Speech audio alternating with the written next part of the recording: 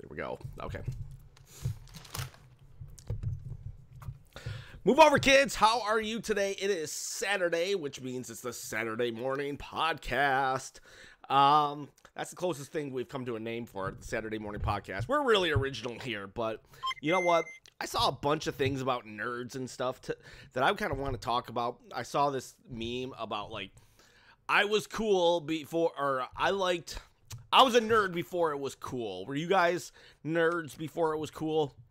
Oh, hell yeah. Yeah, yeah. Is that even a question? Yeah, well, I guess I was asking David.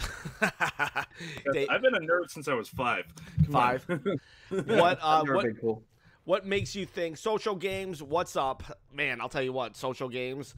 Yesterday, we had the worst Friday night Smash experience ever. It was lag, and I'm starting to wonder if it was on me because I have my Switch connected via, the Ethernet port or whatever, but still everything was just like, it was not good, people. It was not good, but I'm gonna have to figure that out. It's just like, I don't know. But what makes you think that you were a nerd at 5 years old, Devin? Just like all the same things that I do now. Yeah, so you just never grew up. So we're talking to 5-year-old Devin here. He's just pretty much, he's in a man body now. What about you, David? Were you a nerd, or did you just become a nerd when Transformers by Michael Bay came out? Why do you have to expose me like that? I realized I was different whenever I was playing different games than everyone else, and I mean I'm part of the last generation that really played outside. Yeah, and even then, I like to be indoors and play games. So for some reason, I thought that generation was around Ken and I's age. Yeah, I could see. I guess it goes a little lower. Yeah, I know a bunch of my friends went outside and play sports, but yeah, I was not one of them. There were certain games I played with them, but not so much. I could see one more generation under me really going outside a lot. Now it's a definite struggle. And that kind of reminds me, I saw another meme. I was just looking at memes today, I guess, for some reason. And they were just all about, like, this nerd culture. And another meme in regards to going outside a lot was someone said, I miss that month that Pokemon Go came out. Everybody was outside and everybody was happy. And I thought to myself, yeah, you know what? Even though that was just a year or so ago, it wasn't that like, David, I just said this. I read a meme today that was like, I miss that month that Pokemon Go came out. It was like everybody was outside and everybody was just happy.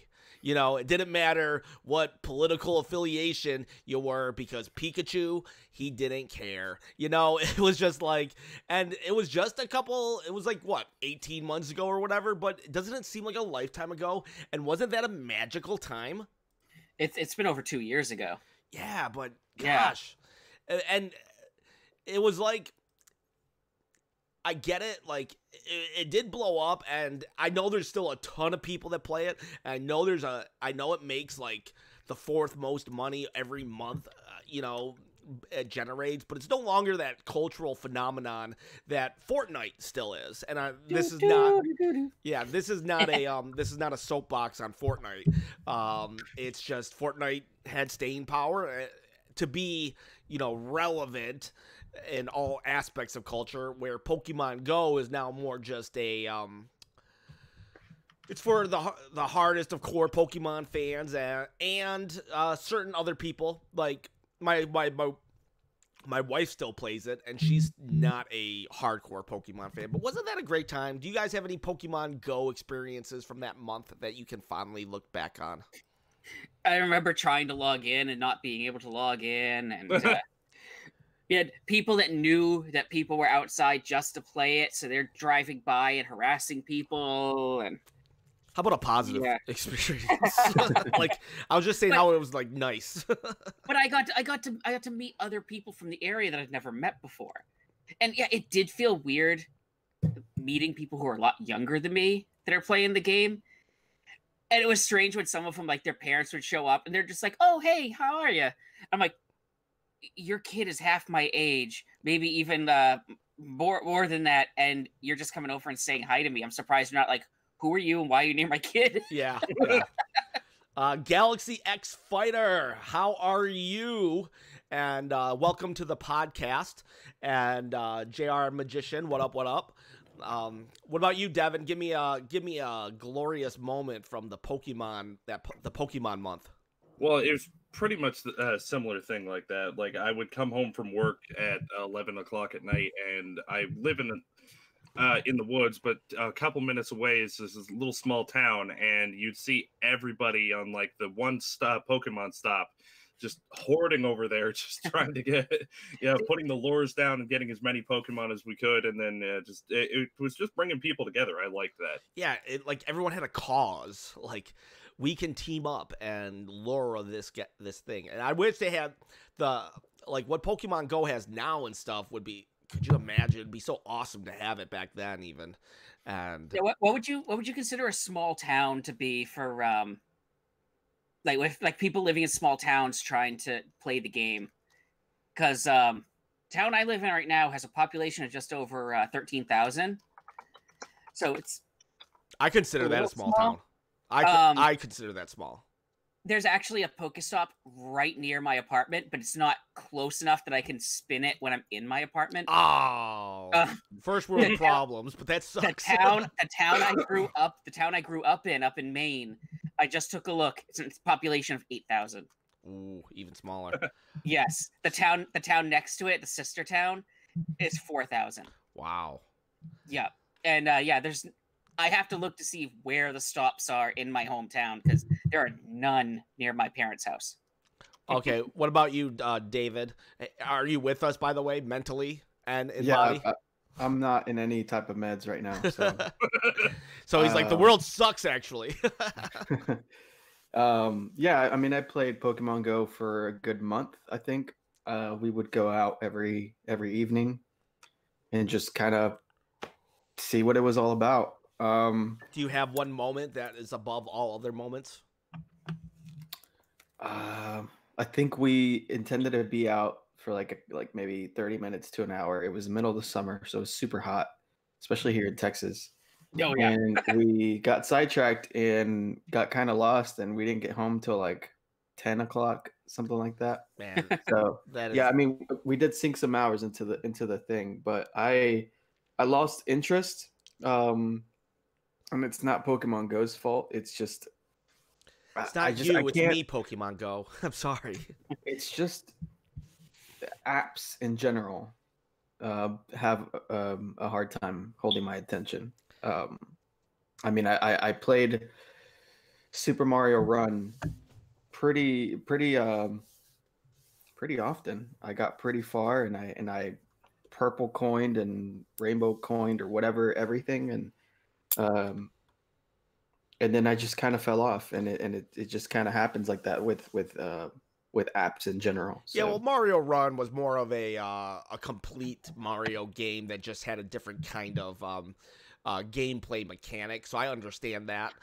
James Fox, how are you? Let's question for you guys.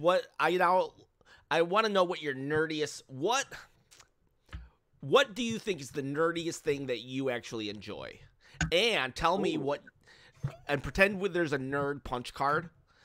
Let's pretend that, Star Trek, that would get you, that gets you a credit, So what is one of the nerdiest things that you actually have not participated in? I'll tell you mine. Doctor Who, actually. I have watched one episode. I know. Look at David's face or Devin's face right there. We about to fight, dude. I know. That's what I'm saying.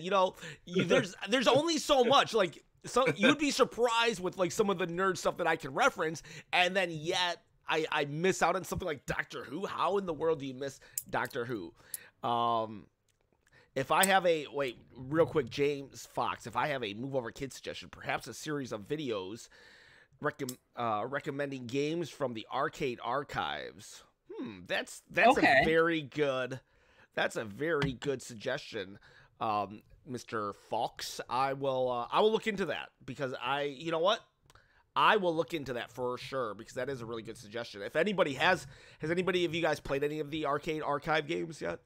I think I've picked up one, and that was one of the Burger Times. Okay. I have Metal Slug on mine. Okay, well, since I can't really, let's just talk about those two real quick. How is Burger Time? Like, It's Super Burger Time from the arcade. It's graphically better than the original version.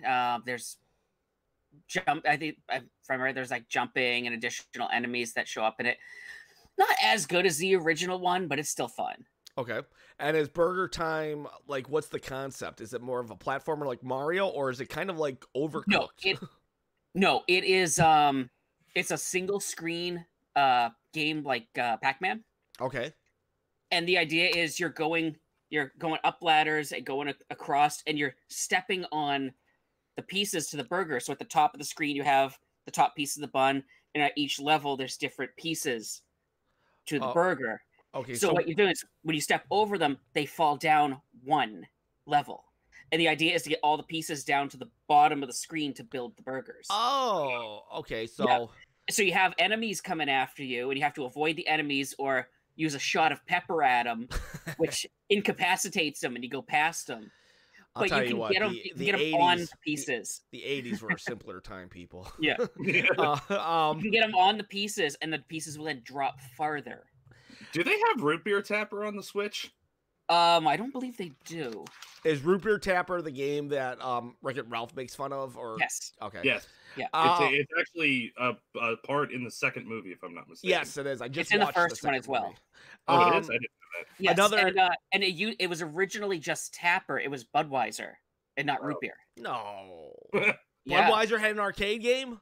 That's the one I've played. I mean, I played Root Beer Tapper also, but Tapper that I played before, like when you do the bonus round and he lifts up the mug, in the other one it says "This Bud's for you."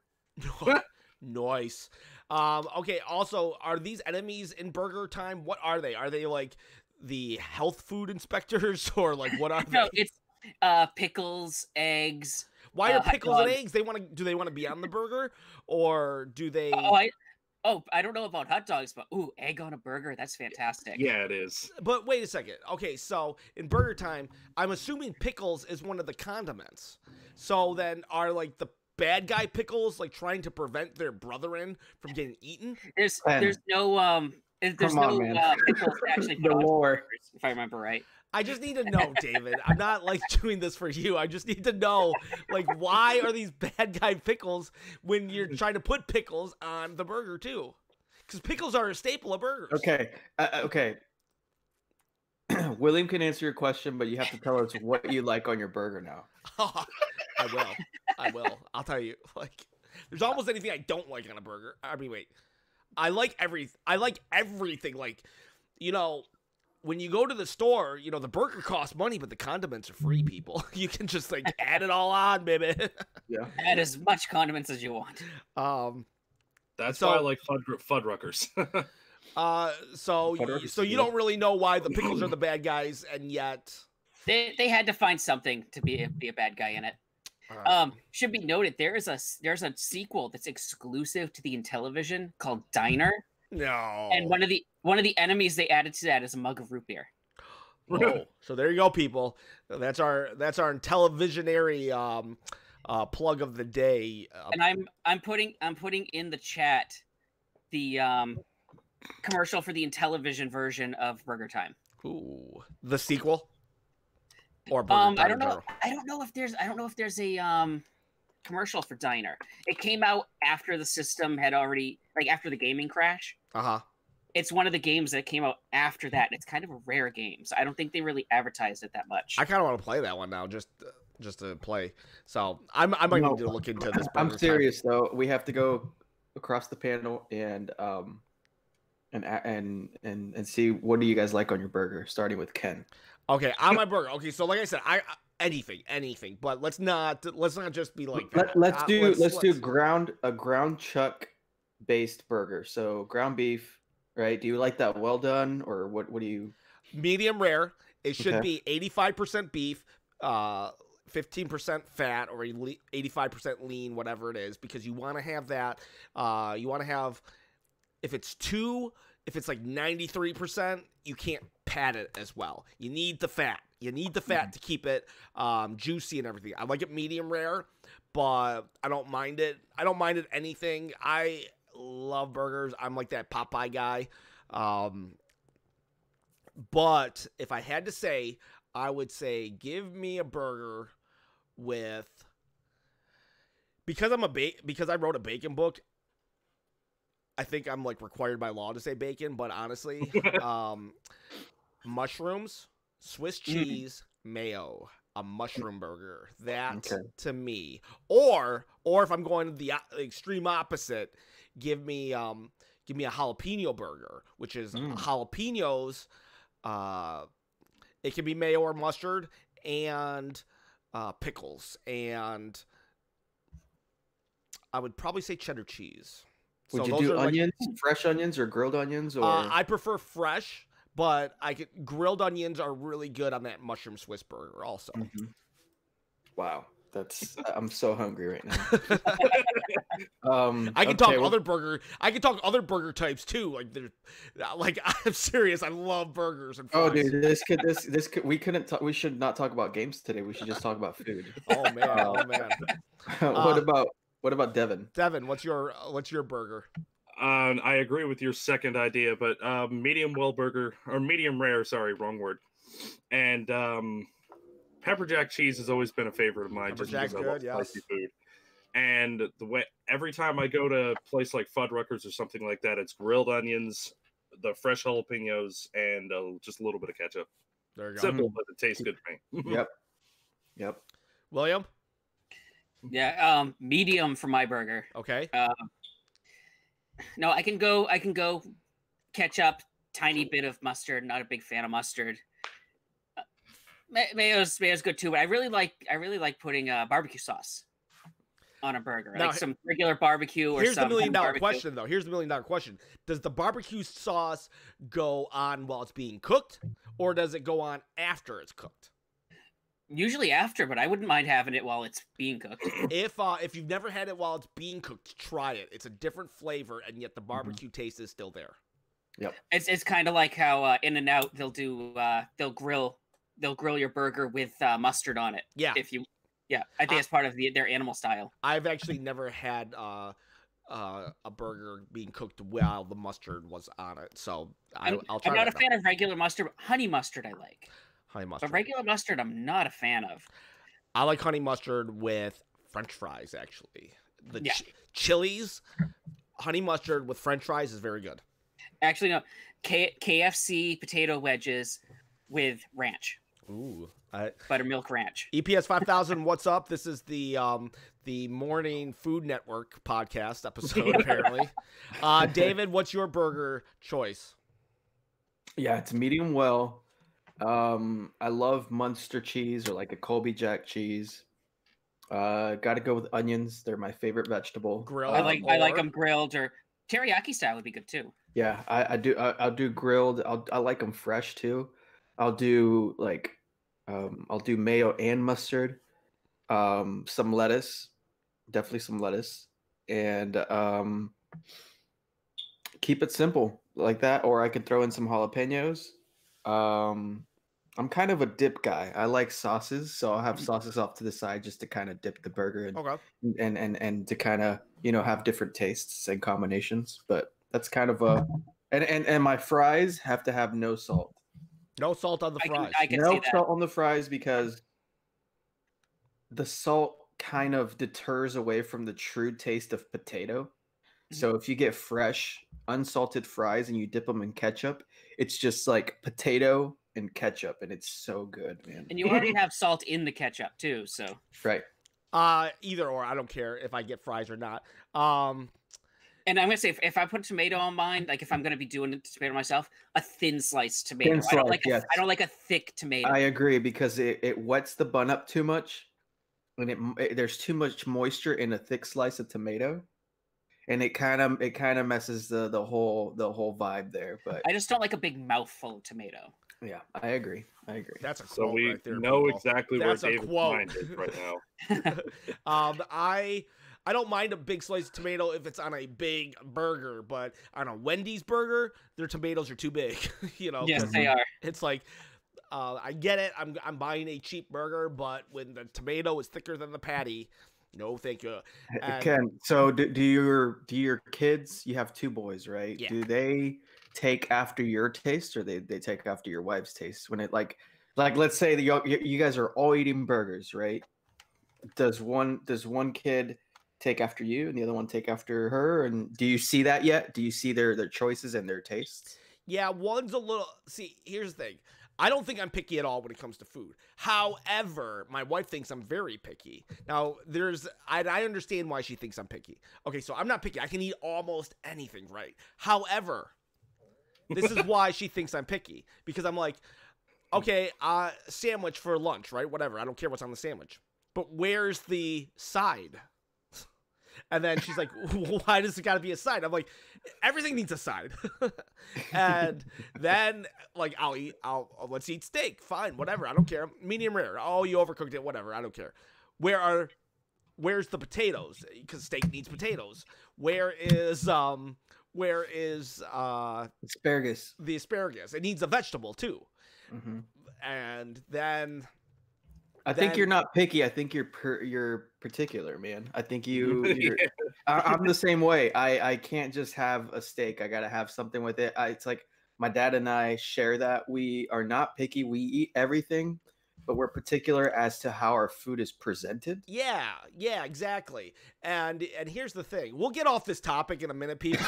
Everyone's just like, talk about games, please. I've seen you guys. Well, I'm looking at the chat, guys. We've got JR saying there's a new limited run game. We'll talk about that. EPS 5000 has us streaming on 3 devices. Stream is going on my iPhone, AirPlayed to my Apple TV while I write the chat in my iPad. So there's respect. Try to get us played over the TVs at like a Starbucks or something. Right. Everybody in the chat should just join in and tell us what your favorite burger is. What are your favorite burgers is your place? And then we got Yaya. Good morning. And then Ben Catron, all the way from England, took the time to set up a Discord for the channel, which I haven't really got into yet. And then EPS 5000. I didn't even know about it. Is it just move over kids? Something like that. I visited it once. I haven't even looked into it yet. I wanted to say something though. Oh crap, what was I gonna say? Oh, okay. So I was talking about this with a chef once, actually, about, how my wife thinks I'm picky, and I'm like, really, I'm not. And the chef told me some like great advice, because my wife made chili one time and I was like, oh, that was so great, never forget how you made it. And then she makes chili the next time and I'm like, nah, this is okay, I eat it. And she was disappointed that I wasn't raving about it though. And I was like, what, do you want me to lie? I mean, it was just okay. She's like, well, it's just like the last time. I'm like, no, it wasn't. There was something different. She's like, oh, well, I forgot one thing and we didn't have it. I'm like, oh, see, there, it wasn't the same as last time. And here's the thing, when you go to Chili's, I just use Chili's as an example because I used to work at Chili's. Like, I'm not sponsored by Chili's or anything, but if Chili's wants to sponsor me, well, baby back. But you never know; they might be one of the commercials that'll pop up. Right. If Chili wants to sponsor the channel, I'll tell you what. I'll be eating chili burgers all day long, and I don't care. I'll drink all their beers. Exactly. But for example, we'll say Chili's. A Chili's burger, it's not the greatest thing in the world, right? But it's a good burger, but it's not like, it's a very good B+ burger. Let's just say that, a B+ burger. And yet you go to a town and that town has some kind of A+ burger. People rave about it, but you still might go to Chili's. You know why? Because you do not want a burger. You want a taste. You want a specific taste, and that's all you want. When you go to the same restaurant over and over again, you're not craving spaghetti. You're craving the taste of Luigi's spaghetti. Otherwise, I could just go to Kroger's and buy frozen spaghetti. I could just, you want a certain type of spaghetti, just like you want that certain type of burger. You are looking for a taste and not an actual item. Does that make sense? True.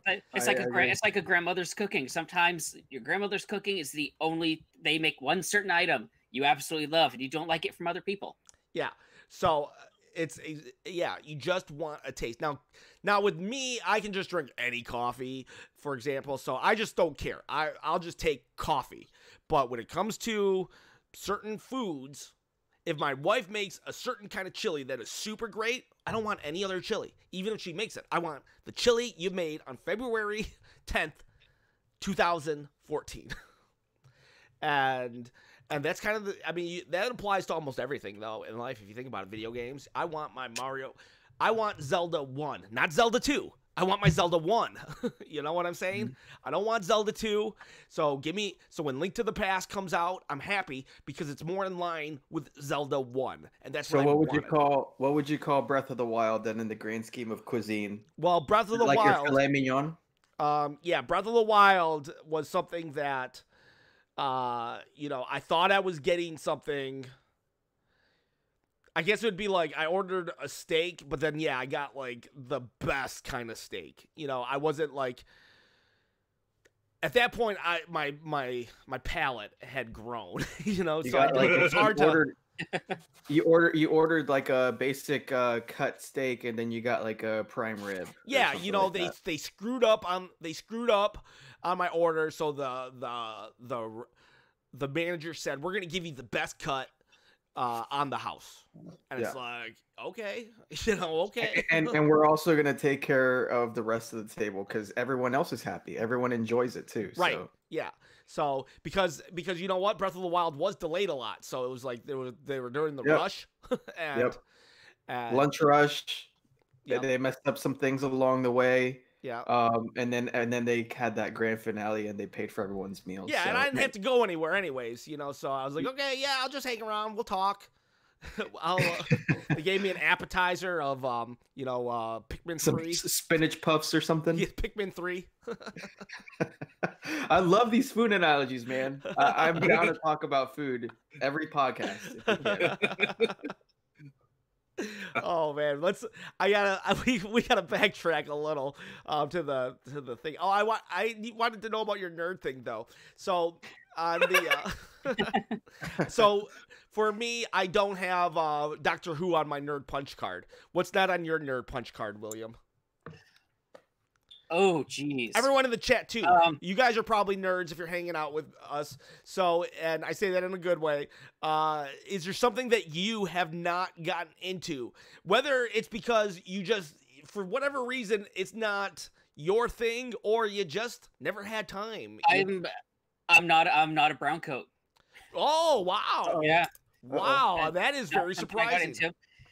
Now, granted, there's stuff I would be interested in watching or would be interested in getting into. I just never gotten around to them. Okay, that's fine. Brown Coat is from the sci-fi Western TV show Firefly. It was around, I believe it had 11 to 12 episodes.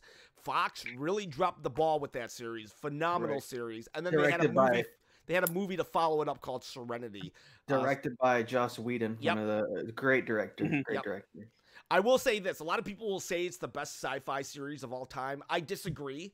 Not because I don't think it is up there, but the problem is it only had 12 episodes and a movie. So anybody of Hollywood talent can write a solid 12 episodes. I mean, not anybody, but you got to give me 7 seasons of something for me to qualify you, or at least 4. How about this? 4 seasons of something for me to say you can be entered into discussion for the best of all time. Because, yeah, you can write a good, solid you look at shows all the time. Battlestar Galactica on Sci-Fi Network. 2 awesome seasons. That's another one I was thinking of. And then 2 horrible seasons. I mean, those first 2 seasons were just up there with the greatest stuff. But you got to give me 4 to 7 seasons, and you can't overdo it like Walking Dead. So, I've got a show that a lot of people have probably never seen that could go well on a nerd card.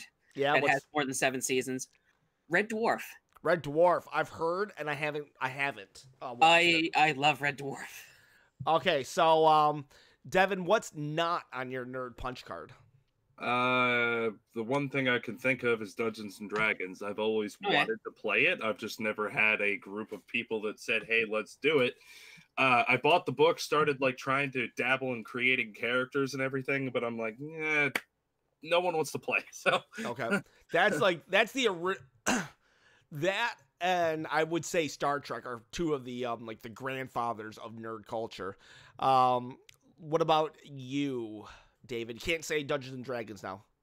I don't know if this is considered nerd because everyone's into it, but Game of Thrones, man, I haven't gotten into it. I have the first season. I've only watched 2 episodes. There's a craze going on, so that's why I say maybe it's not like it's not like Star Trek Deep Space Nine or something like that. It's everyone's into it. I just haven't gotten into it, and look, when I get on Netflix, it's very intimidating. And what I mean by that, it's you there's so much, man. There is so much. Every time I turn on my Netflix, there's like a new show, new anime. I'm like, holy crap. Yeah. And that's the thing. It's funny you say that because whenever I look at all these shows and it's like I'm being pulled in all different directions, my friends are saying, watch this, watch this. I end up just watching more episodes of Hunter x Hunter, more anime. And it's again, it's going with the burger as opposed to the restaurant you don't. Dude, I do the same thing. I'll say like there's like 100 shows on Netflix that I want to watch, but then I go back to watching Futurama or That 70s Show for like the billionth time. Yeah, old reliable. I've been watching border security shows. Like, yeah, it's like, sir, you put down that you don't have any fruits or vegetables with you. Yes, that's correct. All right, let's open up your bag here, sir. Your entire bag is filled with fruit. Oh yeah, I have fruit. You just said you didn't have fruit. Yeah, I don't have fruit. You have fruit here. Yes, I have fruit. Next thing we know, William, next show, he's going to have like tactical, like gear, and like he's going to be decked out with a Bowie knife, like ready to take on the world. Yeah, but it's old reliable. I feel like I'm wasting time if I start a new show and halfway through, I'm like, you know what? I really don't like this. I feel like time has been wasted. Yeah. So I just but I do take baby steps. I'm getting through the animes that I've been wanting to get through in the last couple of years. I don't know. Are you guys into anime? I'm sure some of you guys are. I don't know where to start anymore. I was into anime a while back, and I still enjoy anime, but I just haven't seen a whole lot recently. Yeah. One thing that has me excited is they're redoing the series Fruits Basket. I'm excited for that. Yeah, that's great. And that's not one you expect us to be talking about. Yeah, I'm kind of with William in that I watched more anime. I watched more anime when anime was nerd culture. Now it's kind of like a little more acceptable for anybody to really catch it, especially with it being on Netflix. So I haven't really watched much. I mean, because I technically Pokemon's an anime, but I don't really consider it an anime. I just consider that a cartoon. But then is Dragon Ball an anime? Which I haven't really watched anyways. But the thing with Dragon Ball, and I probably mentioned it before on the show, I always saw Dragon Ball as the anime equivalent in the anime universe of like wrestling fans. Like the people who are big into wrestling, you kind of can tell who they are. Like you look at them, you can tell they're wrestling fans. Dragon Ball Z just felt like that's the anime that the wrestling fans lean towards. That's just how it felt back then. Let me ask you something. Do I look like a wrestling fan?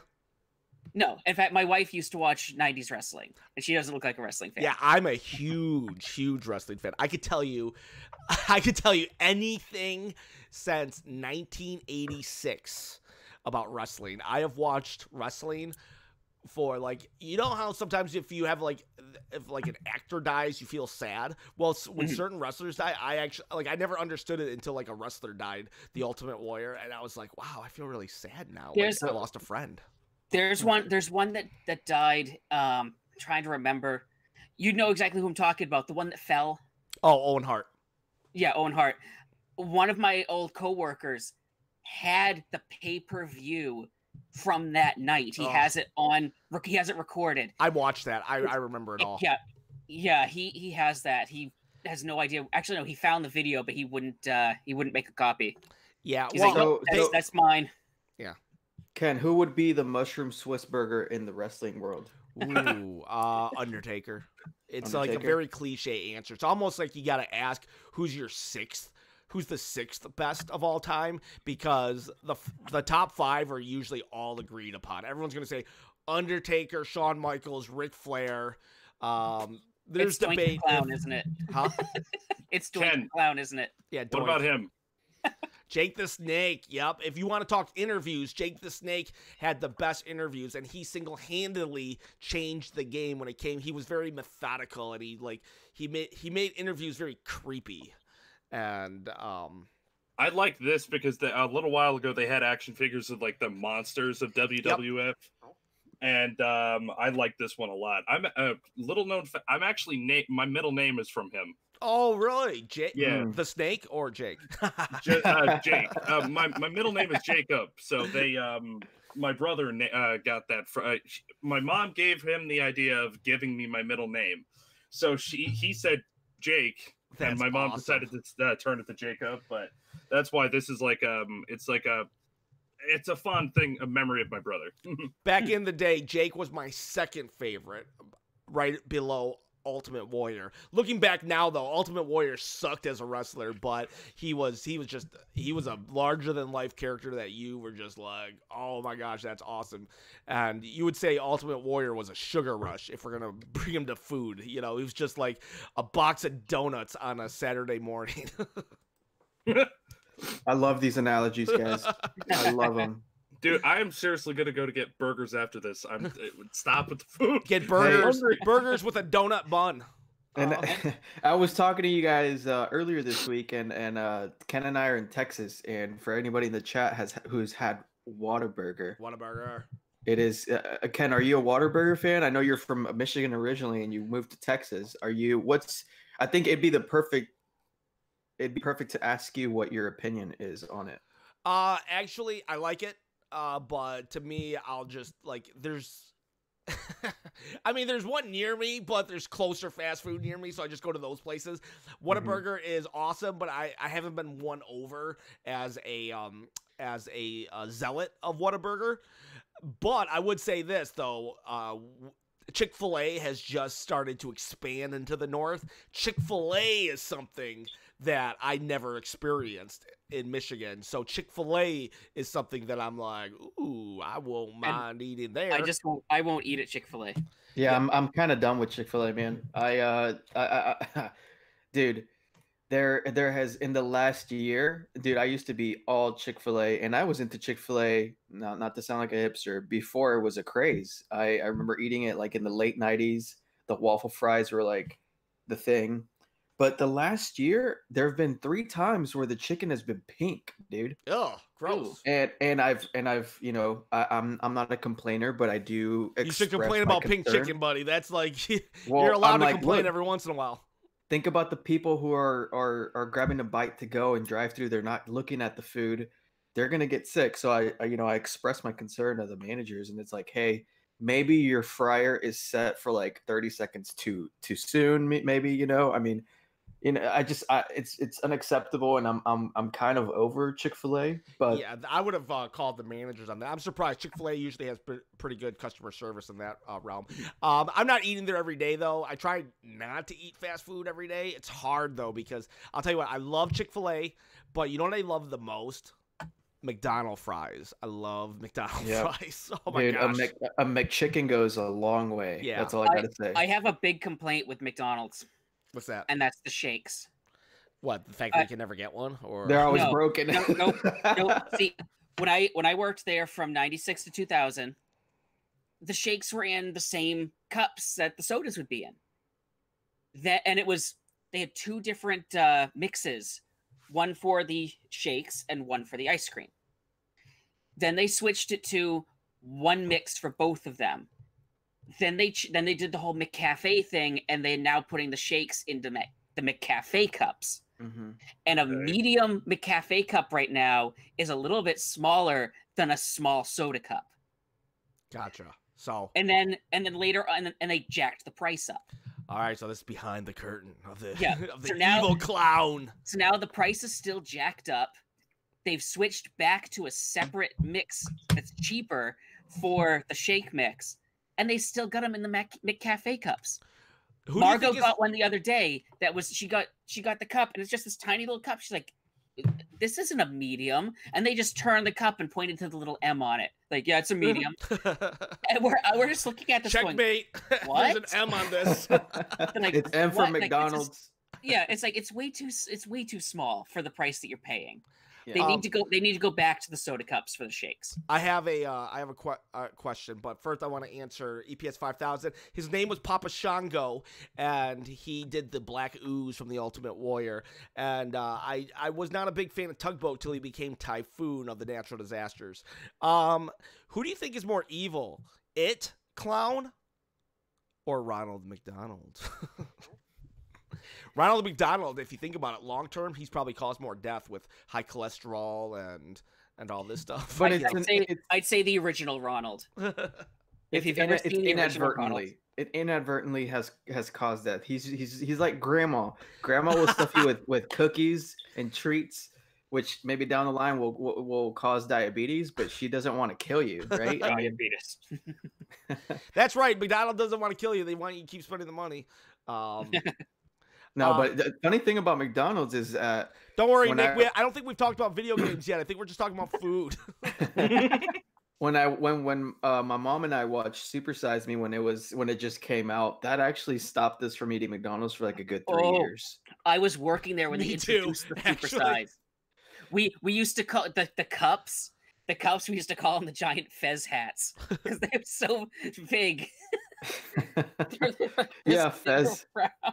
Yeah, there's a scene in there where he actually stops at Dallas, and it's the McDonald's near my grandma's house, and it's like it's in the morning. He's like, you know what, guys, I really don't want to eat this, but he eats it and like throws up everywhere. That was down the street from my grandma's house, and I was like, hey, little cameo there. Oh man, but did you do me a favor? Go next time you're there.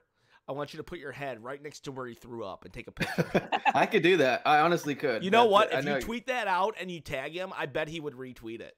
Oh, that's kind of funny, you know? Yeah. Dude, Morgan Spurlock, man, this isn't a film podcast. I don't know why I'm going to get into this, man. I'm talking about movies, but he went from an auteur director, you know, being like, he spent a lot of his own money on that movie. And then the movie was nominated for, I believe, an Oscar for Best Documentary. So it's just kind of like you never know where it's going to take you. Yeah, just imagine. He makes a documentary about eating McDonald's for 30 days. That's like, to me, that's just living the dream. So let's talk. Let's get into a little bit video games. I think we're 43 minutes in. We might as well talk about video games. There is something interesting. Limited Run Games is going to release a new Wii U game. This might be the last Wii U game. I wouldn't be surprised if there is another digital game. There's a gaming company called like Dolphin something. They're actually, I kind of know them and I kind of don't personally. They were at a Zelda meet and greet with me once, and they live near where I am, and so we kind of sometimes we cross paths. They release some games every once in a while on the Wii U, so I don't know. They might actually release another digital Wii U game. But Axiom Verge, which is on the Nintendo Switch, it's supposed to be a pretty good game. It was going to come out. It was going to come out on the Wii U physically, and then it just died off. And then Limited Run Games stepped in, and then somebody stole like something. I don't know. There was a big court battle in it. And now Limited Run Games has finally secured the rights. I believe it's happening at the end of March. Their only Wii U game. Limited Run Games, which is the guys that do these games right here. 12 days from now. Like 12 days, 22 hours. Yeah, I'm looking at the page right now. And Wii U, if you guys don't know, has a very dedicated, very cool actually fan base, like core fans, and that's kind of how actually David and I hooked up. So, like, what do you guys do? I mean, I don't really know if I say what are your thoughts. I mean, it's just cool. Like, but I mean, do you guys have any thoughts or opinions on that? Like, what do you say, or any questions on it? I think it's fantastic. I think it's a good idea, but I have a feeling only the hardcore Wii U fanboys are going to go after it. I bet collectors will, just for the money sake of it. But yeah, I kind of want to go for it just because of the it's considered the last, for now, for the time being, the last physical release, right? Yeah, the Unless only there's thing the Just Dance that comes out. Yeah, I was just about to say the only thing that's going to happen is Just Dance 2020, 2021, all the way. There'll probably be Just Dance on the Wii U 2045. And then... But dude, they put Just Dance 2019 on the Wii. Yeah, I know. Well, it's I have a friend who she's older for sure, and she still watches. She actually does not anymore because they cut the internet service from the Wii. But up until a couple months ago, she was watching Netflix on her Wii. Yeah, we're really spoiled. I mean, honestly, I'm not even joking. We are very spoiled in the fact that we're like, what? But there are people in, tons of, they just don't have the money. Here I sit with like almost every single game released on the Switch, right? The big ones. But if you remember back in the day when you were a kid, you had 10 games, maybe, if you were lucky. You seriously had 10 games. Yeah. And when you add that up, 10 times 50 is $500. So, and then I look at my stack of games and I'm like, holy crap, should I have invested in Apple stock? What did I spend my money on? We would get games typically from the bargain bin. Yeah. And then we would rent games, and Christmas and birthdays would be when we would get one of the newer games. So we are very spoiled, and we don't think in those terms that I don't know how to say this it's probably a little insensitive, but there's a lot of in America, even lower social economic people who are just still on the Wii, or you have like nursing homes, or you have churches who, they're like, oh, hey kids, we got a video game system, and it's the Wii. They don't understand, but they can buy, a church isn't going to want like all these other things. They'll Just Dance is fine for their kid groups. Same with the nursing homes, and it's still, at the end of the day, 100 million install base, And I mean, look at what did the Wii U have? 20 million install base? Not even 20 million, 13.5 million install base. So yeah. I it's kind of weird when you see Just Dance 2019 coming out. Right. But it kind of makes sense. Most of these churches and nursing homes and community centers still have Wii's played. Yeah. And when the kid is dragged to one of these homes, they're either playing nothing or they're playing the Wii. They'll play the Wii.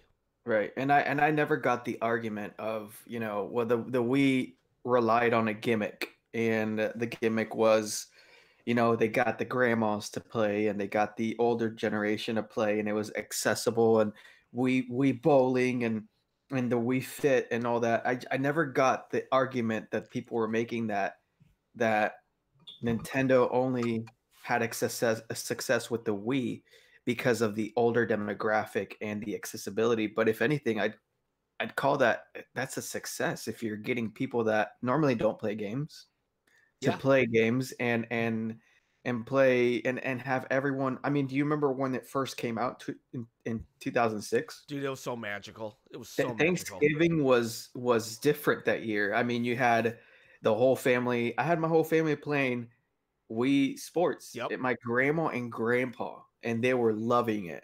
I don't care what you say. Wii Sports is going to be one of not only the best but most influential games in video game history. Wii Sports. I get it, the graphics, the everything. It shouldn't be, but it is. It's such a phenomenal game, and it's mainly because of its gimmick. And I don't care. I mean, the Wii, it did have a gimmick, but newsflash, so does the Switch. You know, the Switch is a gimmick, if you really think about it. And the PlayStation and Xbox, they have gimmicks too. Xbox pressure control controllers. That's a gimmick. Everything's a gimmick. And here's what I've always said. If somebody enjoys it and it's accepted by the community, they call it a feature. If it's something people don't get into, people don't get into, and it's something they don't get, they call it a gimmick. Do you make that up? Because I might need to remember that. That's something I figured out on my own. It's like, that's the way it is. Online connectivity, that could be seen as a gimmick. If it didn't catch on, it could be seen as a gimmick. Yeah, I like that. Repeat that. And then you had wireless controllers, gimmick. Then you had it's all in how you look at it. Sony and Microsoft kind of race to the field trying to emulate the Wii success with Connect and Move, and those were just utter disappointments, just flops in their own right.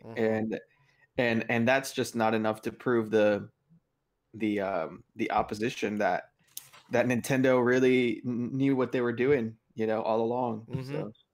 Yeah, and if it had become really popular with them, it's something that people couldn't live without, would have been called a feature. Yeah, you're right. I like that. I like that a lot. Nick made a good point. He's like, do you remember the movie The Wizard when the kids meet Lucas? He says, pick any game you want. I have 72 of them. If I remember right, didn't he say I have all 72 as if there was only 72 games for the system? I'm not sure if he said all or... I can't remember. And then he's like, oh my gosh, he has 72 games? That's right. You know, like 72 games is mind-blowing as a kid. As an adult gamer who grew up from that age, we're just like... We just use our paycheck to fulfill our kid fantasies, and I'm guilty of it. I mean, shoot, I have a stupid series on Mondays where I just open stuff that I buy, you know. So I'm guilty of it. EPS 5000 said the last Wii U game he bought was Game & Watch Gallery, because if you unlock the 160 stars, you can play the Zelda Game & Watch game on your Wii U, which is pretty crazy. I just checked. It was 97 games. Also, 97 games. Now, Ken, did you get the case in that I sent? I did. Okay. I was surprised you didn't get mad about the way I sent it. I haven't opened it yet, though. I saw. Okay. So don't I just told you I do a video every Monday about stuff I open, so I'm going to open it for that. I might not actually, you might not see it on Sunday's episode, but Devin mailed me a Mario Kart Steelbook. We had made this deal a long time ago, and I was kind of like harassing him throughout the week or 2 weeks, and he finally shipped it. So that's what we're talking about. But I wanted to bring up something that David got me excited for. Behemoth Games randomly saying about tweeting out that picture of the 4 different colored Joy-Cons for hopefully Castle Crashers coming to the Switch. Tell me, what is Castle Crashers? David, how would you explain it? I've always been told I explain it weird. It's just wait. I want to hear this weird explanation. Explain oh my God! Just let David talk. No, I want to hear it weirdly explained. I don't know. It's like I explained last week, or I think it was last week. I don't know game classifications all that well. I would say that it's just a side-scrolling platformer, but I messed that up a lot. Okay, yeah. I mean, what else? You're not far off. I mean, it's a more. Devin alone, man. More. Tell me more. Levin has left the chat. Oh my God! Anyway. I would say it's probably like a side-scrolling beat 'em up, essentially. That's the word I was looking for. Yeah, okay. kind of a bit like Gauntlet Legends. Yeah. Yes. Is it like Teenage Mutant Ninja Turtles 2, the arcade game? It's got that Simpsons arcade side scroller feel to it. If they put that like a remake on the Switch, I would be so ecstatically happy. I played that at the Never stop talking. I played that at the Barcade the other day, and it was so much fun, man. I love that game. I'm Marge. I'm Marge. Me all too. The way. I'm Marge too. I love the vacuum. Dude, the vacuum dude, she's the best. But Bart with his skateboard has always been my thing. But yeah, Castle Crashers is it's a game developed by Behemoth, the Behemoth, and a little bit of history. If you guys ever heard of Newgrounds.com back in the 90s, right? Oh yeah, I haven't. Tell me what that is old. Creator of Newgrounds is a guy called Tom Fulp, and Tom Fulp, him and another guy created Newgrounds back in the 90s, and Newgrounds was just this like haven for Flash videos, Flash games, adult content like that, like things that are kind of in like our it's what we grew up with essentially. And before YouTube, there were a lot of artists that were putting up these mini series and comedy series that they either created with Flash or Microsoft Paint essentially. But it was like these submissions. Like you could if you got approved, you can make a profile and put up a video. Essentially, it was pretty much pre-YouTube. Well, they pretty much started Behemoth. Wasn't their first one Alien Hominid? Their first official release on a console was Alien Hominid, but Alien Hominid started off as a Flash game, a game you could just play on the website itself with keys like spacebar and left, right, up, down, and things of that nature. I would play it in 6th grade when I would get past the proxy wall on the internet and play it. But they had a slew of other games that were kind of adult oriented. There was violence and stuff like that, but it was all hand drawn and it was just like cartoons. But pretty much Behemoth kind of hit it off with Alien Hominid, and their next big release was a game called Castle Crashers, which is a Xbox Live and PlayStation. I think it was PlayStation 3.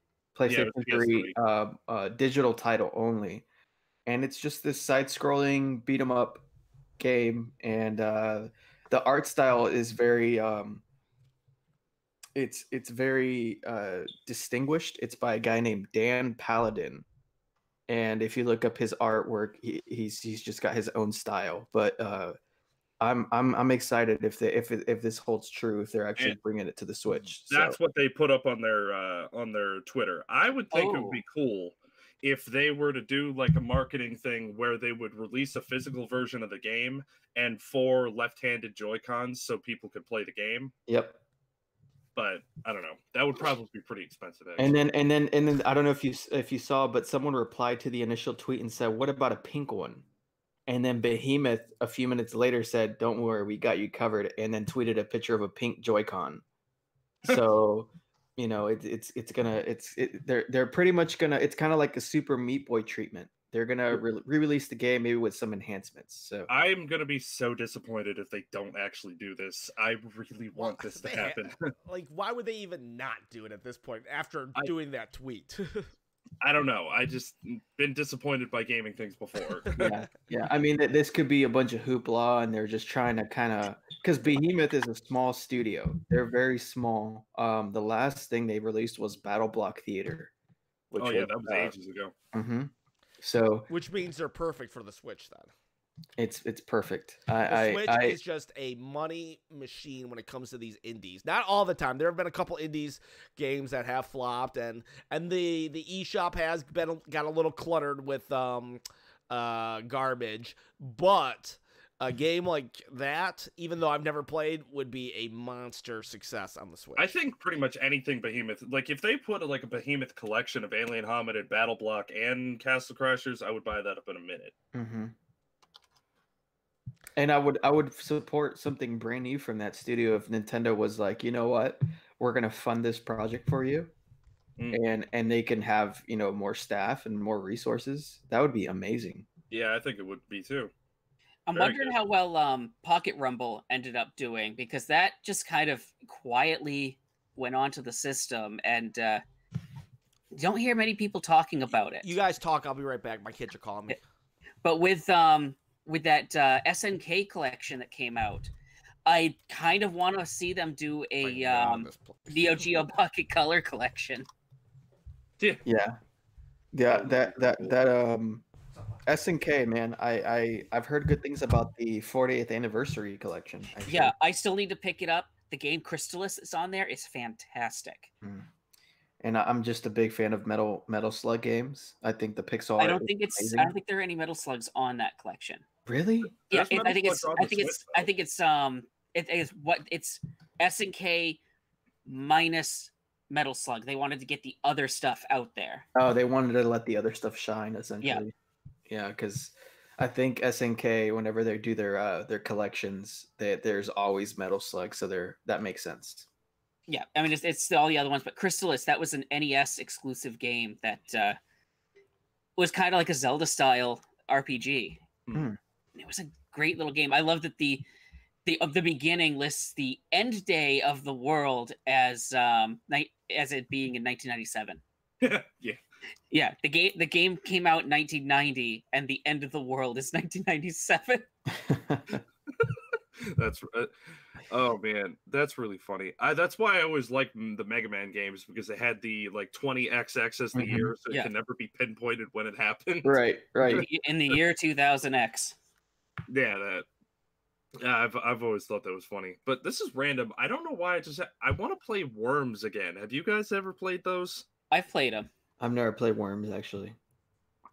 I don't know how in the world to explain it, but you play on this giant battlefield, and you are these little worm creatures with rockets and bombs and all kinds of stuff, and the objective is just to kill everybody else and be victorious. Yeah, I know Worms Armageddon is highly collectible on the N64. Yeah.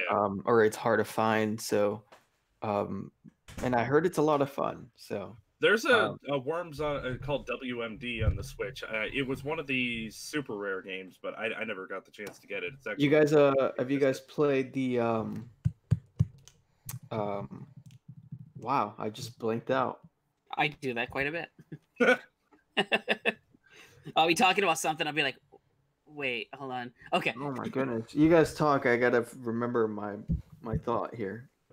What are we talking about? Worms. The game or the food? The game. Food. Oh, Toe Jam and Earl, the new Toe Jam and Earl that just came out. That was on limited run games too. You guys play that? I haven't played the new one. I'm gonna order the one that's on limited run games. I should have told me. I feel like I could have had them packaged with me, because yesterday they did the Bloodstained Castlevania knockoff or homage.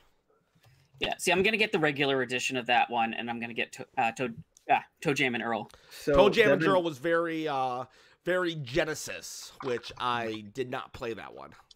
So Devin you got 2 copies of that. I kind of heard you say that. Yeah, I managed to get a snag 2 copies. I'm keeping one for myself and debating on what I want to do with the second one. I don't know if any of you guys wanted it or not, but so I was able to hard to find. One.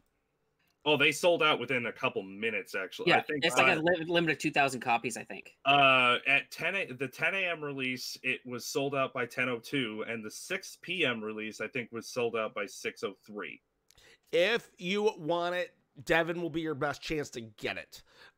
This thing, well, here's the deal. Here's the deal with limited run games and Switch games. I don't really know if it's PlayStation games or not, but so limited run games and super rare games and any type of these type of games companies, what they do is this. Limited run, they go to a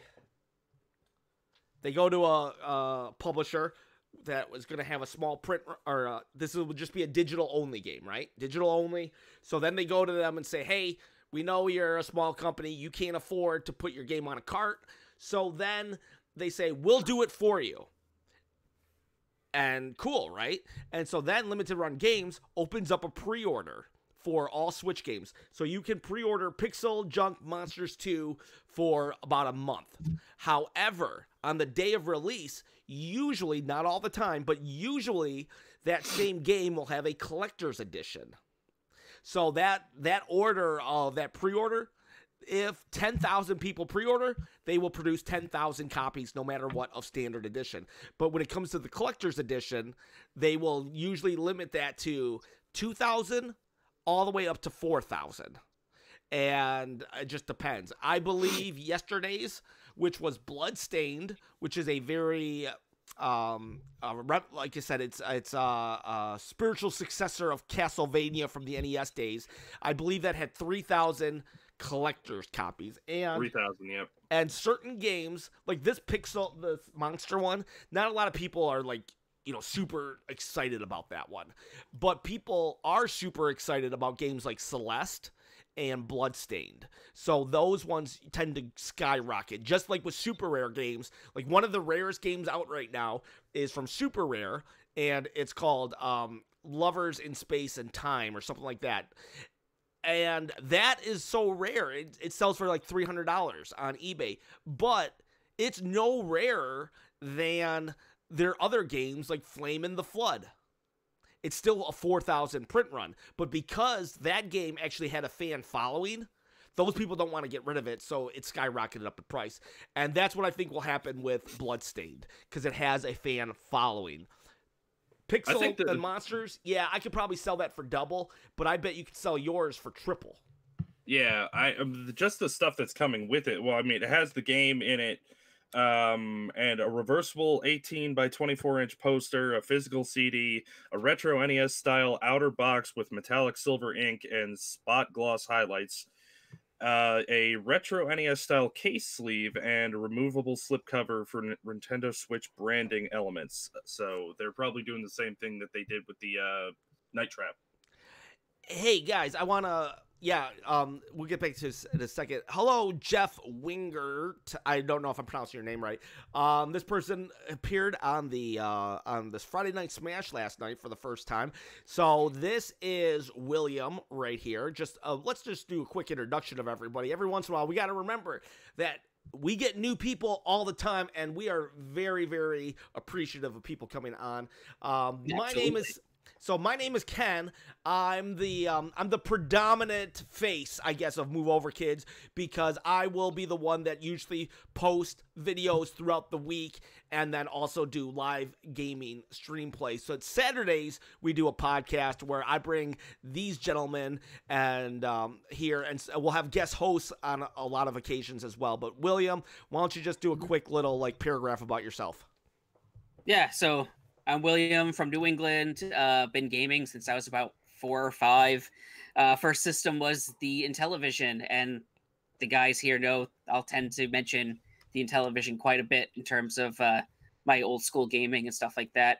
I do a lot of game collecting. I have just over, I think, 1,600 games now. It was 1,500 when we started, like below 1,600. It's at 1,613 now. You have 97 games. He's at times that by 16. Devin, give me a paragraph about you. Hi, my name's Devin. I live in New Jersey. I've been gaming since I was 7 years old. So, first video game console was the Super Nintendo, and Super Mario World will always be near and dear to my heart. That's why Nintendo fanboy since I was 7. And I'm a video game collector as well. My biggest thing that I have right now is a Wii U video game store display, the thing that they had the console hooked up to. And the technical term, kiosk. All right, David, give me a paragraph about you. Hey guys, I'm David. I'm from Dallas, Texas. I have been gaming since I could hold a controller. My first home console was an N64. And I met these guys through video game collecting as well.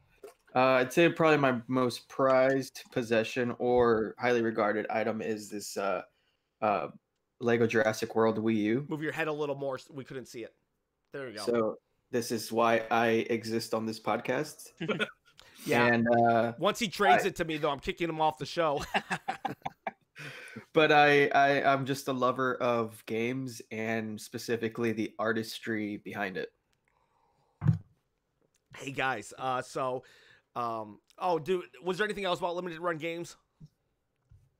Because I think it's a pretty cool concept. It kind of sucks in that, like, if you don't get it, you don't get it. And it's going to cost you a pretty penny. And there are a lot of people who are collecting the entire Switch collection. And they want all the variants, all of this, all of that.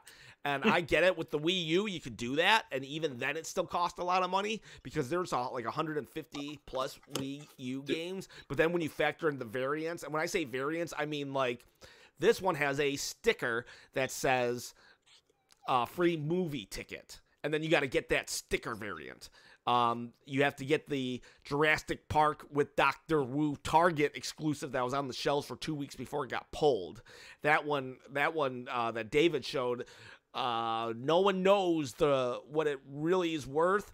But if I had to guess, I would say we're looking at triple digits. No, wait, triple digits. Quadruple digits. 1,000 at least. But I would actually say upwards to 2. But I could be wrong. It could even be more than that. Now, some people would be like, oh, I'm not paying $700 for that. Well, then it's not worth $700 to you. However, I am saying it's worth $2,000 to someone else. And that's, at the end of the day, that's what a game is worth. Not how much you think it's worth, how much someone out there will buy it for. And I actually spoke to a Lego collector who he has he has a YouTube channel. I think it's called Talking Brick or Talk Bricks or something like that. And he has a copy of it as well. Oh, okay. And I asked him, hey, you still have that? Because he was having an AMA on Instagram. And I said, hey, do you still have that Wii U Dr. Wu copy of the game? And he's like, yep. But he has opened it. He's actually done an unboxing of it. Okay, I think I saw his then. And he actually thinks it's also highly valuable, is what he said. So and kind of speaking of Lego Mega Constructs, they do the Pokemon building sets. At Target, people if want to check their Targets for stuff. The Snorlax. Oh wow! He's currently on clearance right now. Really? For $12.50. No way. My kids are actually currently making with the Mega Constructs the oh man, Onyx, and he's huge. Oh, that's a great one. Yeah, and I got the Gyarados for really cheap too. And we also already made the Charizard, and I was actually going to do a video of the Charizard. He's back here somewhere. I did a video, filmed it, but when it was all said and done, I was just like, this just is not that interesting. So I have all this footage of him making the Charizard, but I'm not going to release it because I just didn't think it was that interesting. Because, I mean, it's just, putting together. I tried to time-lapse it. I thought that would be cool, but it's just so small and stuff and I had to make the time-lapse, go so quick that it's almost like it lost all of its meaning. So, that's the thing that sucks the most when I spend a lot of time on a video and then I end up just saying, nope, not going to do it. But, hey, you know what? Can't be afraid to fail. Can't be afraid to fail.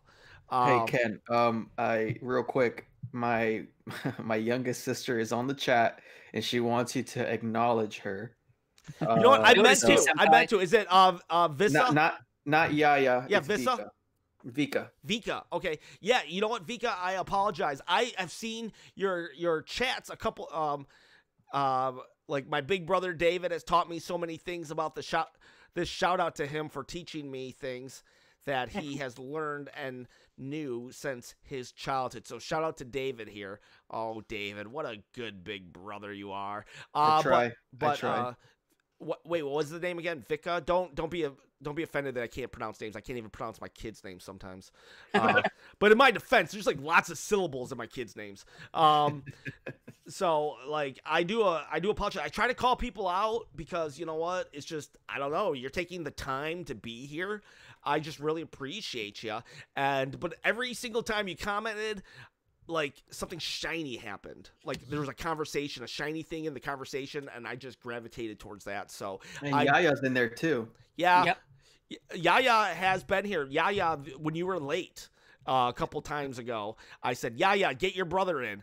And so they're actually both in Arizona at the moment. Oh, so. Okay. Well, how is AZ? You guys don't have to. I think Nick lives in Arizona too. you guys don't have daylight savings time. Oh gosh, I hate daylight savings time. It happened. The older you get, the more you complain about daylight savings time. Look forward to that, kids. Especially this morning, man. The lawn guys were cutting my yard, and it was way too early, and I was maybe these guys. Hey Ken, maybe they wanted me to be on the podcast, on time. So they were like, let's make this leaf blower really work. I actually hired some people to do your lawn for Saturdays. Well, I appreciate it. Thank you for the wake up call here. But yeah, so yeah, we are. And see, I do read the comments, like I just saw like Williams poking fun at us. We're all over with topics, and we are today. I don't know. It's just like, but it's great because everyone's got something to discuss with the different topics we're just throwing around. Yeah, just throw it around. See what sticks to the wall. You know what I should have brought up when we were talking about wrestling? I did an interview on Tuesday, I believe, and this is fascinating. Some dude found an unreleased, never released before prototype of a game, like never seen the light of day. So there's only one of these to exist, and the dude was offered 10 G's for it, and he said no. Whoa. It's a wrestling game, so yeah, it's kind of niche, and it's wrestling like WWE had a competitor, WCW, but before WCW, that's a wrestling joke how I pronounce that. Before it became WCW, though, it was something else for like 5 minutes, and during that 5 minutes, a wrestling game came out, and so that's why they think that it never actually made it through because they didn't go with that name. But can you imagine, dude, like David, I guess you kind of have experience with that. I don't know if you two have experience with finding something just like suddenly in the wild, or you definitely don't pay what you should have. It's just there. Have David or William, have you guys, what's the best find that you ever had? And then talk about maybe what you would, I don't know, just that topic of this dude finding an unreleased game. William? I don't really have too many of those. I think the one that pops up right in my head, because I was just at Walmart earlier today, when they would do those bargain bins with like they put like $10 to $20 games in a big bin. This was in, I think it was 2011, 2010. I found a copy of was it Xenosaga that was on the PS2? Xenosaga 3. I found it. Wow, that's a great find. Yeah, for $20. Oh, man. And that's the only one I don't have. I have 1 and 2, but I don't have 3 because that's actually the hardest one to find. Yeah, and so I that pulled had it out the of the poorest bin. sales, right? Huh? Did that have the poorest sales of the 3? I think it did. Yeah. But I pull it out of the bin and I go bring it over to Margot, and she looks, oh, and she sees what it is. She goes, oh, she knew I had the other 2 games. Yeah. And I'm like, yeah, I just found this in a bargain bin. Yeah. All right. So you know what? Hey, not every find is gonna be an unreleased Nintendo game. So that is cool. That is very cool. I'm looking to see what the going price is on eBay for it. I found a copy of, so in 2011, Soul Silver and Heart Gold came out, but in a bargain bin at Walmart, I found, was it Heart Gold, for below retail price, and it was just there. And this is at the time when it was already going for like over $100. Oh, nice. So that was, and then I found 2 more copies at a garage sale for $5 a piece. I come across really hard to find, well, I wouldn't even say hard to find, Pokemon games, really cheap, and I've got a stack of them here that I could easily make $200 on, which I really need to get on that, because these are my extra copies. But yeah, the key is you put yourself out there. You're always kind of going, like, I really need to do some more garage sale hunting. I stopped for a while because my my anxiety or my mental disease kind of took over there for a while, and I think I'm at a place where I can kind of go out and do this stuff again. And I really want to do it and do some, like, you know, follow me with cameras and whatnot. But yeah, you put yourself out there. And I know, Devin, you do that a lot with stores. I don't know if you do that with garage sales, but yeah, a lot of people, they find this stuff because they're just always going. They don't share the pictures of the 20 garage sales that had nothing. They only show the pictures where they get the power glove. See, I do read the chat. Even though they weren't talking about power gloves in the actual finding one. But Devin, what about you? Anything super awesome find? Well, I mean, I find like collector's editions of things in stores occasionally that, like, Target around me has always been like a big culprit of this, where they'll have a game that is normally retail $60, something like that. I'll find it on a clearance shelf for 10. No idea why. Not damaged, not broken or anything. Just there. I don't know why, but I seem to find it. I love how Devin, I think it was like a month ago, I found Target's amazing. That's where I found my copy of Jurassic World, but I'll find really like sealed games for like $6. Yeah. You know, under $10. But I was laughing because Devin was like, David, if you tell me you found another rare game, I'm gonna kill you. But I haven't really had any cool experiences with like going to a garage sale. But like I mentioned last time on the podcast, my friend found a box of Super Nintendo games with like Chrono Trigger and all the good ones, all the greats, for like next to nothing. And he ended up getting robbed, unfortunately, so they were stolen, but he still found them. He showed them to me and everything. It was really Oh, sorry, Will. Go ahead. It's like that bargain bin that a friend of mine, he went to a thrift store place. There's just a bin. I've mentioned this on the show. He had a bin that had a bunch of games in it, $5 for the entire bin. So he paid $5. He gave my wife the bin to give to me. And I'm looking through this bin. And I'm like, okay, yeah, common. Down at the bottom of it was a complete in-box copy of Teenage Mutant Ninja Turtles for the Genesis. Whoa. That at the time when I was checking eBay, they were going for like $80 to $100. Turtle games really skyrocketed for a while. Yeah. I gave him. Turtles in Time is still up there, actually. And there's one called like something in Manhattan, right? Yep. Yeah, there was a Manhattan Project was the one on the NES. Yeah, it was weird. There's Turtles 1, which is considered one of the hardest games there is. Then there's Turtles 2 that came on both NES and Super NES. Hyperstone Heist was the one that was on the Genesis. And then Turtles 3 was only on NES. Then Turtles 4 was only on Super Nintendo. But then Genesis had their own exclusive, because up until the GameCube, companies, they wouldn't just do like one type of game and then give you a watered down version for Nintendo. They would just take an IP and make two separate games. Like, oh, GameCube can't handle this Star Wars game over here, well then we'll just make Rogue One Squadron. You know, it was just like you would just have different games. And same with Genesis and that Turtle game right there. And Batman and Robin actually had two separate games that people thought were the same. And I think I actually missed that. Beavis and Butthead had separate games too on the Genesis and the Super Nintendo. I think Star Wars Bounty Hunter on the GameCube is there's a version that's hard to find. It's got like the mask of the helmet of Jango Fett on it, which is kind of starting to peak up a little bit. So it's definitely something I'm looking out for. But I've kind of, you better look out quick, because with the Star Wars attraction happening at Disney, they could go up. I'm since I found this last game 6-7 months ago now, I'm kind of getting, in a way, I'm not pulling a 60 here, right? But I'm kind of, shout out to 60 Formula and his dogs.